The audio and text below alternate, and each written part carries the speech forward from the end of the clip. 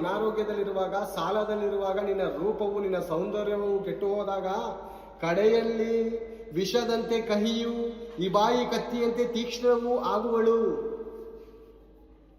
ಕಡೆಯಲ್ಲಿ ವಿಷದಂತೆ ತೀಕ್ಷ್ಣವು, ಈ ಬಾಯಿ ಕತ್ತಿಯಂತೆ. ಆ ಮಾತು ಹೆಂಗಿರುತ್ತೆ ಗೊತ್ತಾ? ರಾಂಗು. ನಿನ್ನ ಹತ್ರ ಇದ್ದಾಗೆಲ್ಲ, ನಿನ್ನ ಹತ್ರ ಇರೋದನ್ನೆಲ್ಲ ದೋಚ್ಕೊಂಡು, ನಿನ್ನ ರಕ್ತವೆಲ್ಲ ಕುಡಿದು, ನಿನ್ನ ದೇಹವೆಲ್ಲ ಹಾಳು ಮಾಡಿಕೊಂಡಾಗ, ನಿನ್ನ ಕಡೆಯಲ್ಲಿ ಭಿಕಾರಿ ಆದಾಗ, ಕಡೆಯಲ್ಲಿ ಏನಾಗ್ತಿ ಅಂತ ನೀನು ಅವಳು ಕಡೆಯಲ್ಲಿ ವಿಷದಂತೆ ಕಹಿಯು, ಈ ಬಾಯಿ ಕತ್ತಿಯಂತೆ ತೀಕ್ಷ್ಣವು ಆಗುವಳು. ಅವಳ ಮಾತು ಚುಚ್ಚೋ ಥರ ಇರುತ್ತೆ, ಚಾಕು ಚುಚ್ಚೋ ಥರ ಇರುತ್ತೆ, ಮಚ್ಚಲಿ ಕತ್ತರಿಸೋ ಥರ ಇರುತ್ತೆ ಕಡೆಯಲ್ಲಿ. ಈಗ ಸಿಹಿಯಾಗಿ ನಿನ್ನ ಜೊತೆ ಮಾತಾಡ್ಬೋದು, ಗಂಟೆ ನಿನ್ನ ಹತ್ರ ಮಾತಾಡ್ಬೋದು. ಏನೋ ಫೋನ್ ಮಾಡಿಲ್ಲ, ಕಾಯ್ತಾ ಇದ್ದೀನಿ ಅವಾಗಿಂದ, ಊಟ ಮಾಡಿಲ್ಲ ಗೊತ್ತಾ, ನಾಷ್ಟ ಮಾಡಿಲ್ಲ ಗೊತ್ತಾ, ನೀನು ಫೋನ್ಗೋಸ್ಕರನೇ ಕಾಯ್ತಾ ಇದೆ. ಹಾಡು ಹೆಂಗಾಗ್ಬಿಟ್ಟಿದೆ ಗೊತ್ತಾ? ಹಾಡುಗಳು ಹೆಂಗೆ ಗೊತ್ತಾಯಿದೆ ಗೊತ್ತಾ? ಯಾವುದೋ ಇದೆ ಒಂದು ಹಾಡು, ಫೋನು ಇಲ್ಲ, ಮೆಸೇಜ್ ಇಲ್ಲ ನಿಂದು, ನಾನು ಎಲ್ಲೋ ಕೂತ್ಕೊಂಡಿದ್ದಂತೆ, ಬಾರಲ್ಲಿ ಕೂತಿರ್ತಾನಂತೆ ಮನುಷ್ಯ. ಫೋನ್ ಇಲ್ಲ, ಮೆಸೇಜ್ ಅಂತ ಬಾರಲ್ಲಿ ಕೂತಿರ್ತಾನಂತೆ. ನೋಡಿ ಎಂಥ ಪರಿಸ್ಥಿತಿ ಬಂದಿದೆ. ಹಾಡುಗಳು ಯಾಕೆ ಬಂದಿದೆ ಹೇಳಿ? ಹಾಡುಗಳು ಎಂಥದ್ದು ಬಂದಿದೆ? ಅವಳು ಮರಣದ ಕಡೆಗೆ ನಡೆಯುತ್ತಾ ಇಳಿದು ಹೋಗುವಳು, ಅವಳು ಸಾಯ್ತಾಳೆ. ಅವಳು ಅನೇಕರನ್ನ ಸಾಯಿಸೋದಲ್ಲದೆ ಅವಳು ಸಾಯ್ತಾಳೆ, ಅವಳು ಬದುಕಿರಲ್ಲ. ಯಾಕೆ ಅಂದ್ರೆ ಮರಣದ ಕಡೆ ಹೋಗುವಳು, ಅವಳ ಹೆಜ್ಜೆಗಳು ಪಾತಾಳದ ದಾರಿಯನ್ನು ಹಿಡಿಯುವವು, ಅವಳ ನಡತೆಯು ಚಂಚಲವಾಗಿರುವುದರಿಂದ. ಮಾನಸ್ಥ ನಡತೆ ಅಲ್ಲ, ಚಂಚಲವಾಗಿರುವುದರಿಂದ. ಈ ದಿನ ಈ ಹುಡುಗನ ಜೊತೆ ಮಾತು, ನಾಳೆ ದಿವಸ ಇನ್ನೊಬ್ಬ ಹುಡುಗನ ಜೊತೆ ಮಾತು, ಇನ್ನೊಬ್ಬನು ಅವನಕ್ಕಿಂತ ಸೌಂದರ್ಯವಂತನು, ಅವನಕ್ಕಿಂತನೂ ಹಣವಂತನು, ಅವನಕ್ಕಿಂತನೂ ಒಳ್ಳೆ ಗಾಡಿ ಮಾಡಿರೋನು ಸಿಕ್ಕಿದ್ರೆ, ಅವಳ ನಡತೆಯು ಚಂಚಲವಾಗಿರುವುದರಿಂದ ಅವಳು ಜೀವದ ಮಾರ್ಗವನ್ನೇ ಅರಿಯಳು. ಜೀವದ ಮಾರ್ಗ ಗೊತ್ತಿಲ್ಲ. ಒಬ್ಬನ ಜೊತೆ ನ್ಯಾಯವಾಗಿ ನೀತಿಯಿಂದ ಒಬ್ಬನ ಜೊತೆ ಸಂಸಾರ ಮಾಡಿಕೊಂಡು, ದೇವರು ಅಂದ್ರೆ ತಂದೆ ತಾಯಿಗಳು ತೋರಿಸಿದಂತ ಗಂಡನಲ್ಲಿ ಆತಳು ತೃಪ್ತಿ ಪಡದೆ ಒಂದು ವೇಳೆ ದುರ್ಮಾರ್ಗವನ್ನು ಹಿಡಿದರೆ ಅವಳ ಮನೆ ಕುಟುಂಬವನ್ನು ಸರ್ವನಾಶ ಮಾಡಿಕೊಳ್ತಾಳೆ. ಮೊದಲನೇದಾಗಿ ಅವಳ ನಡತೆಯು ಚಂಚಲವಾಗಿರುವುದರಿಂದ ಜೀವದ ಮಾರ್ಗವನ್ನು ಅರಿಯಳು. ಎಂತಿದೆ ಜೀವದ ಮಾರ್ಗ? ಎಲ್ಲಿದೆ ಜೀವದ ಮಾರ್ಗ? ಎಲ್ಲಿದೆ ಸತ್ಯದ ಮಾರ್ಗ? ಎಲ್ಲಿದೆ ಸತ್ಯವಾದ ಮಾರ್ಗ? ದೇವರಲ್ಲಿ ಮಾತ್ರ ಪ್ರೇರೆ, ದೇವರಲ್ಲಿ ಮಾತ್ರ. ಅವಳ ನಡತೆಯು ಚಂಚಲವಾಗಿರುವುದರಿಂದ ಅವಳು ಜೀವದ ಮಾರ್ಗವನ್ನು ವಿಚಾರಿಸಲಾರಳು, ಅದು ಅವಳಿಗೆ ಗೊತ್ತೇ ಇಲ್ಲ. ಹೀಗಿರಲು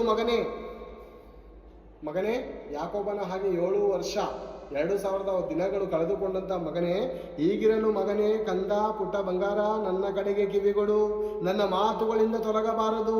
ನಿನ್ನ ಮಾರ್ಗವು ಅವಳಿಗೆ ದೂರವಾಗಿರಲಿ. ಪ್ರೀತಿ ಪ್ರೇಮ ಎನ್ನುವಂತ ಮಾಯಾಜಾಲದಲ್ಲಿ ಸಿಲುಕಿರುವಂತ ಪುರುಷರೇ, ನಿಮ್ಮ ಮಾರ್ಗಗಳು ಅವಳಿಗೆ ದೂರವಾಗಿರಲಿ. ಅವಳಿಂದ ಹತವಾದವರು ಬಹಳ ಮಂದಿ. ಮುಂದಕ್ಕೆ ಅದೇ ಮಾತು ಬರುತ್ತೆ. ಅವಳಿಂದ ನಾಶವಾದವರು ಬಹು ಮಂದಿ ಇರ್ತಾರೆ. ಪ್ರೇರೆ ನಾನು ನೋಡಿದ್ದೇನೆ, ಅರ್ಧ ಗಂಟೆಯಲ್ಲಿ ಫೋನಲ್ಲಿ ಹೆಣ್ಣು ಮಗು ನೋಡಿದ್ದೀನಿ. ಎಲ್ಲರಿಗೂ ನಾನು ಹೇಳೋದು, ಕೆಲವರು ಇರ್ತಾರೆ, ಓಕೆನಾ? 3 ಜನದೊಟ್ಟಿಗೆ ಮಾತಾಡೋದನ್ನು ನೋಡಿ, ಅರ್ಧ ಗಂಟೆಯಲ್ಲಿ ಸೇಮ್ ಪ್ರೀತಿ, ಸೇಮ್. ಮೊದಲನೇ ಜೊತೆ ಮಾತಾಡಿದಾಗ ಮೀಟಾಗಿ ಬಂದಳು, ಆತನೇ ಕಳಿಸಿಕೊಟ್ಟನು.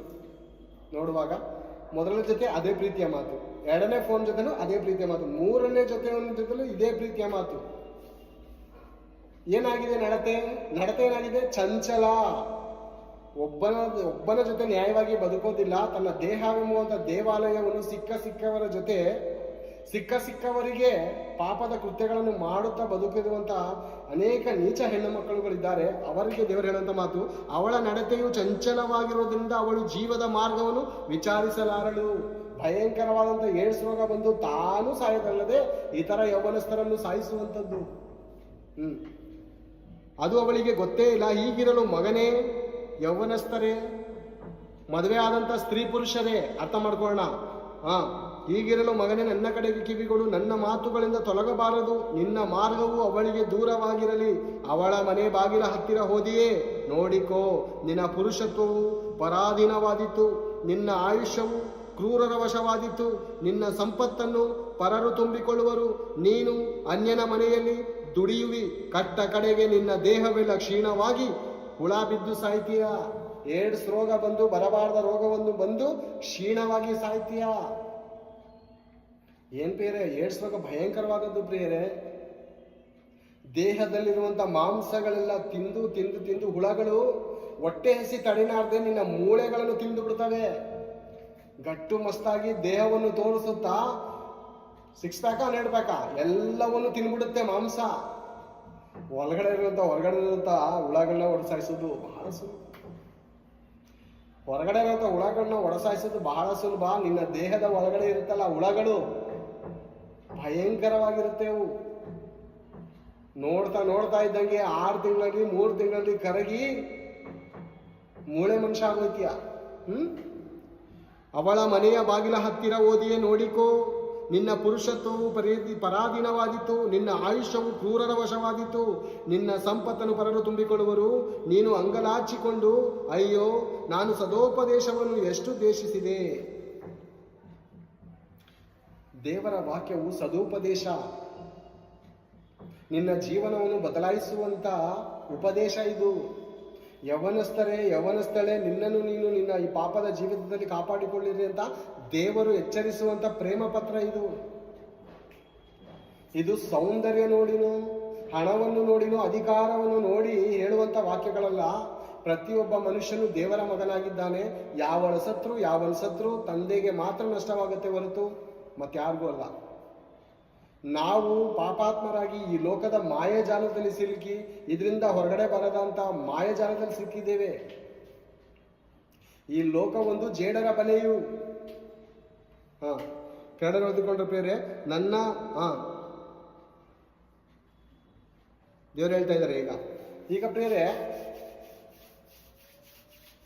ಗಂಡ ಹೆಂಡತಿಯರ ಸಂಬಂಧ ನಿಷ್ಕಳಂಕವಾಗಿರ್ಬೇಕು ಅಂತ ಬೈಬಲ್ ಗ್ರಂಥದಲ್ಲಿ ಹೇಳಲ್ಪಟ್ಟಿದೆ ಪ್ರೇರೆ. ನಾವು ನೋಡುವಾಗ ಪ್ರೇರೆ ಪ್ರಪಂಚದಲ್ಲಿ ಗಂಡ ಹೆಂಡತಿ 100% ಅಲ್ಲಿ ಸುಮಾರು 50-60% ಅನೈತಿಕ ಸಂಬಂಧದಲ್ಲಿದ್ದಾರಂತೆ. ಅಂದ್ರೆ ಹೆಂಡತಿ ಇದ್ದರೂ ಪರಪುರುಷನ ಮೋಹ, ಗಂಡನಿದ್ದರೂ ಪರ ಸ್ತ್ರೀಯಲ್ಲಿ ಮೋಹಿತನಾಗಿದ್ದಾನೆ ಈತನು. ಯಾಕಪ್ಪ ಏನಾಗಿದೆ? ನಿನ್ನ ಹೆಂಡತಿಯಲ್ಲಿ ಏನ್ ಕಡಿಮೆ ಆಗಿದೆ? ಬೇರೆ ಸ್ತ್ರೀಯಲ್ಲಿ ಇಲ್ಲದಂಥದ್ದು ಅಥವಾ ಇರುವಂಥದ್ದು ಏನಾಗಿದೆ ಕಡಿಮೆ? ದೇವರೊಂದು ಮಾತನ್ನು ಹೇಳ್ತಾ ಇದ್ದಾರೆ ಪ್ರತಿಯೊಬ್ಬರಿಗೆ. ಮದುವೆ ಆದಂಥ ಸ್ತ್ರೀ ಪುರುಷರೇ ಗಮನವಿಟ್ಟು ಈ ವಾಕ್ಯವನ್ನು ಕೇಳಿ. ನಮ್ಮ ತಂದೆ ನಮ್ಮ ಹೃದಯದಲ್ಲಿ ಓಡಾಡುವಂಥ ಪ್ರತಿಯೊಂದು ಹೋರಾಟದ ವಿಷಯಕ್ಕೂ ಉತ್ತರ ಬರೆಸಿದ್ದಾರೆ. ಮದುವೆ ಆದಂಥ ಸ್ತ್ರೀ ಪುರುಷರೇ ನೀವು ಹೇಗಿರ್ಬೇಕಂತ ದೇವರು ಹೇಳ್ತಾ ಇದ್ದಾರೆ. ಸ್ವಂತ ಕೊಳದ ನೀರನ್ನು, ಸ್ವಂತ ಬಾವಿಯಲ್ಲಿ ಉಕ್ಕುವ ಜಲವನ್ನು ಮಾತ್ರ ಕುಡಿ. ಸ್ವಂತ ಕೊಳದ ನೀರನ್ನು, ಪರಸ್ತ್ರೀಯ ನೀರನ್ನು ಕುಡಿಯಕ್ಕೆ ಹೋಗ್ತಾ ಇದೆಯಾ? ಅಥವಾ ಪರಸ್ತ್ರೀಗೆ ನೀರನ್ನು ದಾನ ಮಾಡಕ್ಕೆ ಹೋಗ್ತಾ ಇದೆಯಾ? ಭಯಂಕರವಾದಂಥ ಕ್ಷೀಣವಾಗಿ ನಿನ್ನ ದೇಹವು ರೋಗದಿಂದ ನರಳುತ್ತೆ. 5 ನಿಮಿಷ ಸುಖಕ್ಕೋಸ್ಕರ ನಿನ್ನ ಜೀವಿತವನ್ನು ರೋಗಿಷ್ಠಳ ಬಳಿಯಲ್ಲಿ ಸಮರ್ಪಿಸಿದ್ರೆ ಈ ಕಡೆ ನಿನ್ನ ಹೆಂಡತಿಗೂ ರೋಗ ಬರುತ್ತೆ, ನಿನ್ನ ಮಕ್ಕಳಿಗೂ ರೋಗ ಬರುತ್ತೆ. ಭಯಂಕರವಾದಂಥ ರೋಗದಲ್ಲಿ ಮನೆ ಕುಟುಂಬವು ಸರ್ವನಾಶವಾಗುತ್ತೆ. ಅದೇ ಹೇಳ್ತಾ ಇದ್ದಾರೆ ನೋಡಿ, ಸ್ವಂತ ಕೊಳದ ನೀರನ್ನು, ಸ್ವಂತ ಬಾವಿಯಲ್ಲಿ ಉಕ್ಕುವ ಜಲವನ್ನು ಮಾತ್ರ ಕುಡಿ. ಕೊಚ್ಚೆ ನೀರು, ಬೀದಿ ನೀರು ಐತೆ ಅಂತ ಹೋಗಿ ಕುಡಿಯಕ್ಕೆ ಹೋದ್ರೆ ಅಲ್ಲಿ ಭಯಂಕರ ಜನಗಳು ನಾಲ್ಗೆ ಹಾಕಿ ಕುಡ್ದಿರ್ತಾರೆ, ಅಥವಾ ಎಂಜಲ್ ಮಾಡಿರ್ತಾರೆ, ಬಟ್ಟೆ ಒಗ್ದಿರ್ತಾರೆ, ಪಾತ್ರೆ ತೊಳೆದಿರ್ತಾರೆ, ಭಯಂಕರವಾಗಿ ಗಲೀಜು ಮಾಡಿರ್ತಾರೆ. ಅಲ್ಲಿ ಹೋಗಿ ನೀನು ನೀರು ಕುಡಿಬೇಕು ಅನ್ಕೋತೀಯ? ಭಯಂಕರವಾದಂಥ ರೋಗ ಬರುತ್ತೆ. ಅದಕ್ಕೆ ದೇವ್ರು ಹೇಳ್ತಾ ಇದ್ದಾರೆ, ಸ್ವಂತ ಕೊಳದ ನೀರು, ಮನೇಲಿ ಒಳ್ಳೆ ಫ್ರೆಶ್ ಆಗಿರುವಂಥ ನೀರೈತೆ, ಯಾಕೋ ಆಚೆ ಕಡೆ ಕೊಚ್ಚೆ ನೀರನ್ನು ಕುಡಿಯಕ್ಕೆ ಹೋಗ್ತಾ ಇದೆಯಾ? ಒಂದು ವೇಳೆ ನಿನ್ನ ಹೆಂಡತಿನೂ ಅದೇ ರೀತಿ ಅನ್ಕೊಂಡ್ರೆ, ಮಲನಿರುವಂಥ ಸ್ವಂತ ಕೊಳದ ನೀರನ್ನು ಕುಡಿದು ಸಾಕಾಯ್ತು, ಪರಪುರುಷನ ಒಟ್ಟಿಗೆ ನನ್ನ ಸುಖವನ್ನು ಅನುಭವಿಸೋಣ ಅನ್ಕೊಂಡು ಪರಪುರುಷನಲ್ಲಿ ನಿನ್ನ ಹೆಂಡತಿ ಹೋದ್ರೆ ಆಟದ ಮೂಲಕ ನಿನಗೆ ಏಡ್ಸ್ ರೋಗ ಬಂದ್ರೆ ಏನ್ ಮಾಡ್ತೀಯಪ್ಪ?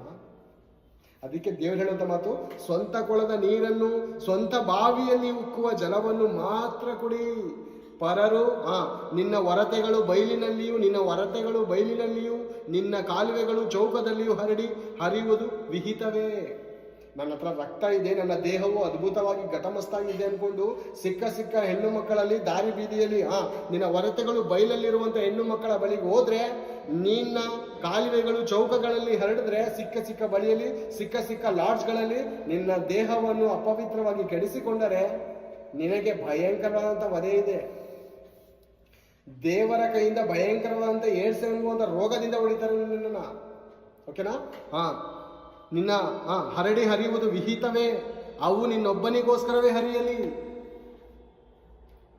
ನೀನು ಮಾಡಿದ ಪಾಪವನ್ನು ನಿನ್ನ ಮಡದಿ ಮಾಡಿದರೆ, ಆತಳು ಚೌಕಗಳಲ್ಲಿ ಬೀದಿಗಳಲ್ಲಿ ವ್ಯಭಿಚಾರಗಳನ್ನು ಮಾಡಿ ಬದುಕಿದರೆ ನಿನಗೆ ವಿಹಿತ, ನಿನಗೆ ರೋಗ ಬರುತ್ತೆ. ಅದಕ್ಕೆ ದೇವರು ಹೇಳ್ತಾ ಇದ್ದಾರೆ, ಅವು ನಿನ್ನೊಬ್ಬನಿಗೋಸ್ಕರವೇ ಹರಿಯಲಿ. ನಿನ್ನ ಹೆಂಡತಿ ನಿನಗೋಸ್ಕರನೇ ತನ್ನ ಜೀವಿತವನ್ನು ಸಮರ್ಪಿಸಿಕೊಳ್ಳಲಿ. ಅರ್ಥ ಮಾಡಿಕೊಳ್ಳೋಣ ಪ್ರಿಯರೇ. 7 ವರ್ಷ ಯಾಕೋಬನು ಕಳೀತಾ ಇದ್ದಾನೆ, 2000 ದಿನಗಳಿಗಿಂತ ಹೆಚ್ಚಾಗಿ ಕಳೀತಾ ಇದ್ದಾನೆ. ಅಂದ್ರೆ ಪ್ರೀತಿಯ ಮಾಯಗುಂಗಲ್ಲಿ ಆತನು ಕಳೆದು ಹೋಗಿದ್ದಾನೆ, ಪ್ರೀತಿಯ ಜೇಡರ ಬಲೆಯಲ್ಲಿ ಸಿಕ್ಕಾಕೊಂಡಿದ್ದಾನೆ ಆತನು. ನಾವು ಈ ರೀತಿ ಇದ್ದೀವಾ? ನಿನ್ನ ಬುಗ್ಗೆಯು ದೇವರ ಆಶೀರ್ವಾದವನ್ನು ಹೊಂದಿರಲಿ. 17ನೇ ವಚನ ಪ್ರಿಯರೇ, 17ನೇ ವಚನ. ಅವು ನಿನ್ನೊಬ್ಬನಿಗೋಸ್ಕರವೇ ಹರಿಯಲಿ, ಪರರು ನಿನ್ನೊಂದಿಗೆ ಸೇರಿ ಕುಡಿಯಬಾರದು. ಆಲೋಚನೆ ಮಾಡ್ಕೊಳ್ಳಿ ಈ ಮಾತು. ನೀನು ನಿನ್ನ ಹೆಂಡತಿಯ ಜೊತೆ ಸುಖವಾಗಿ ಇರುವಾಗ ಆತಳು ನಿನ್ನ ಜೊತೆ ಸುಖವಾಗಿರ್ತಾಳೆ. ನೀನು ಪರ ಸ್ತ್ರೀಯ ಜೊತೆ ಸುಖವಾಗಿರ್ಬೇಕು ಅಂದುಕೊಂಡಾಗ ನಿನ್ನ ಹಾಗೆ ನಿನ್ನ ಮಡದಿ ಇಷ್ಟ ಇಲ್ವಾ? ನಿನ್ನ ಹಾಗೆ ನಿನ್ನ ಮಡದಿಗೂ ಇಷ್ಟ ಇರುತ್ತೆ ಅಲ್ವಾ? ಆಸೆಗಳಿರುತ್ತೆ ಅಲ್ವಾ? ಆಕಾಂಕ್ಷೆಗಳಿರುತ್ತೆ ಅಲ್ವಾ? ಮಕ್ಕಳನ್ನು ಎತ್ತಬೇಕು, ಆ ಪುಟ್ಟ ಪುಟ್ಟ ಮಕ್ಕಳನ್ನು ನಾನು ತಿನ್ನಿಸಬೇಕು, ಉಣಿಸಬೇಕು, ಅವ್ರಿಗೆ ಸ್ಕೂಲ್ ಶಾಲೆಗಳಿಗೆ ಕಳಿಸಬೇಕು ಅಂತ ಆಸೆಯಿಂದ ನಿನ್ನಿಂದ ಮಗು ಹೊಂದಬೇಕು ಅಂತ ಇರುವಾಗ ನೀನು ಪರ ಸ್ತ್ರೀಯಲ್ಲಿ ಮೋಹಿತನಾಗಿ, ಪರ ಹೆಂಡತಿಯರಲ್ಲಿ ನೀನು ಮೋಹಿತನಾಗಿ ಹೋಗುವಾಗ ಆತಳು ಏನ್ ಮಾಡ್ತಾಳೆ ಅಂತ ವಾಕ್ಯ ಹೇಳ್ತೀನಿ ನೋಡಿ. ನಿನ್ನ ಬುಗ್ಗೆಯು ಅವು ನಿನ್ನ ಒಬ್ಬನಿಗೋಸ್ಕರವೇ ಹರಿಯಲಿ, ಪರರು ನಿನ್ನೊಂದಿಗೆ ಸೇರಿ ಕುಡಿಯಬಾರದು. ಅಂದ್ರೆ ಪರರು, ನೀನು ಆತಳ ಜೊತೆ ಸುಖ ಸಮಾಧಾನವಾಗಿ ಜೀವನ ಕಳೆದ ಹೋದಾಗ, ಸಂಸಾರ ಮಾಡದಿದ್ದಾಗ ಆತಳು ಪರ ಪುರುಷನ ಮೇಲೆ ಕಣ್ಣಿಡುತ್ತಾಳೆ. ಅವಳಲ್ಲಿ ಹೋಗಿ ಆಮೇಲೆ ನೀನು ಸೇರುವಾಗ ನಿನಗೆ ರೋಗ ಬರುತ್ತೆ, ನಿನ್ನ ಮಕ್ಕಳಿಗೆ ರೋಗ ಬರುತ್ತೆ, ಹುಟ್ಟುವಂತ ಮಕ್ಕಳಿಗೆ ರೋಗಗಳು ಬರುತ್ತೆ. ಅದಕ್ಕೆ ಪರರು ಸೇರಿ ಅವು ನಿನ್ನೊಬ್ಬನಿಗೋಸ್ಕರವೇ ಇರಲಿ. ನೀನು ನಿನ್ನ ಹೆಂಡತಿಗೋಸ್ಕರನೇ ಇದ್ರೆ ಅವಳು ನಿನಗೋಸ್ಕರನೇ ಇರ್ತಾಳೆ. ಪರರು ನಿನ್ನೊಂದಿಗೆ ಸೇರಿ ಕುಡಿಯಬಾರದು. ನಿನ್ನ ಬುಗ್ಗೆಯು ದೇವರ ಆಶೀರ್ವಾದವನ್ನು ಹೊಂದಲಿ. ನಿನ್ನ ಯೌವನ ಕಾಲದ ಪತ್ನಿಯಲ್ಲಿ ಆನಂದಿಸು. ಯಾಕೆ ಪರಪುರುಷನಲ್ಲಿ ಇಷ್ಟಪಡ್ತಾ ಇದೀಯಾ? ಪರಪುರುಷನಲ್ಲಿ ಯಾಕೆ ಮೋಹ ಪಡ್ತಾ ಇದೀಯಾ? ಪರ ಹೆಂಡತಿಯಲ್ಲಿ, ಪರ ಹುಡುಗಿಯಲ್ಲಿ ಯಾಕೆ ಮೋಹಿತನಾಗ್ತಾ ಇದೀಯಾ? ನಿನ್ನ ಯೌವನ ಕಾಲದ ಪತ್ನಿಯಲ್ಲಿ ಆನಂದಿಸು. ಆಕೆ ಮನೋಹರವಾದ ಜಿಂಕೆಯಂತೆಯೂ ಅಂದವಾದ ದುಪ್ಪಿಯ ಹಾಗೂ ಇರುವಳಲ್ಲ. ನಿನ್ನ ಹೆಂಡತಿ ನಿಂಗೆ ಚೆನ್ನಾಗಿ ಕಾಣ್ತಾ ಇಲ್ವಾ? ನಿನ್ನ ಹೆಂಡತಿ ನಿಂಗೆ ಚೆನ್ನಾಗಿ ಕಾಣ್ತಾ ಇಲ್ವಾ? ಹಾಗಾದ್ರೆ ಪರರಿಗೆ ಆತಳು ಜಿಂಕೆಯಂತೆ ಕಾಣ್ತಾಳೆ. ಯಾಕೆ? ನೀನು ಕರೆಕ್ಟಾಗಿ ನೋಡ್ಕೊಂಡಿದ್ರೆ, ನೀನು ಕರೆಕ್ಟಾಗಿ ಆತಳ ಒಟ್ಟಿಗೆ ಸಂಸಾರವನ್ನು ನಡೆಸ್ಕೊಂಡು ಹೋದ್ರೆ ಆತಳು ನಿನಗೋಸ್ಕರ ಇರ್ತಾಳೆ ಬೇರೆ, ನಿಮಗೋಸ್ಕರ ಇರ್ತಾಳೆ. ಏನ್ ಬೇರೆ ನನಗೊಂದು ಅರ್ಥ ಆಯ್ತಾ ಇಲ್ಲ, ಈಗ ಅರ್ಥ ಆಯ್ತೈತೆ. ಈ ಬೈಬಲ್ ಓದ್ಮೇಲೆ ಅರ್ಥ ಆಯ್ತೈತೆ. ಅನೇಕರು ಏನು ಮೇಕಪ್ ಮೇಲೆ ಮೇಕಪ್ಪು, ತುಟಿಗೆ ಲಿಫ್ಟಿಕ್ ಬೇರೆ, ಎಂತಕ್ಕೆ ಬೇರೆ?